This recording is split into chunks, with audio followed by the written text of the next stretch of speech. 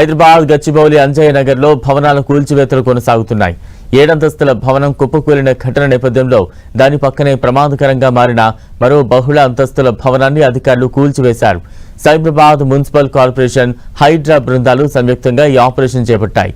సాజిద్ అనే వ్యక్తికి చెందిన భవనం కూలిపోవడంతో దాని శిథిలాలు పక్కనే ఉన్న మరో 7 అంతస్తుల భవనంపై పడ్డాయి. దీంతో ఆ భవనం కూడా తీవ్రంగా దెబ్బతిని ఏ క్షణమైనా కూలిపోయే స్థితికి చేరుకుంది. ఈ నిర్మాణం వల్ల చుట్టుపక్కల భవనాలకు ప్రజలకు పెను ప్రమాదం పొంచి ఉందని సీఎంసీ అధికారులు నిర్ధారించారు.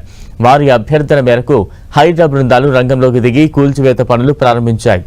ఈ భవనాలు అత్యంత సమీపంలో ఎలాంటి ఖాళీ స్థలం లేకుండా నిర్మించడంతో కూల్చివేతలు సులువుగా మారింది. బాహుబలి జేసీబీ వంటి భారీ యంత్రాలను ఉపయోగిస్తూ సమీపంలోని ఇతర నిర్మాణాలను ఎలాంటి నష్టం కలగకుండా అధికారులు జాగ్రత్తలు తీసుకున్నారు. కూల్చివేత నేపథ్యంలో ముందు జాగ్రత్త చర్యగా సమీపంలోని స్టెర్లింగ్ వైట్ ఫీల్డ్ అపార్ట్మెంట్లోని నివాసితులను ఇళ్లు ఖాళీ చేయించారు. ఆ ప్రాంతంలోకి ప్రజలు రాకుండా పోలీసులు పటిష్ట బందోబస్తు ఏర్పాటు చేశారు. ఆంజనేయ నగర్ లో ఎలాంటి అనుమతులు లేకుండా కేవలం 50 గజాల స్థలంలోనే 7 అంతస్తుల వరకు పేకమేడల్లా భవనాలు నిర్మించారని అధికారులు తెలిపారు.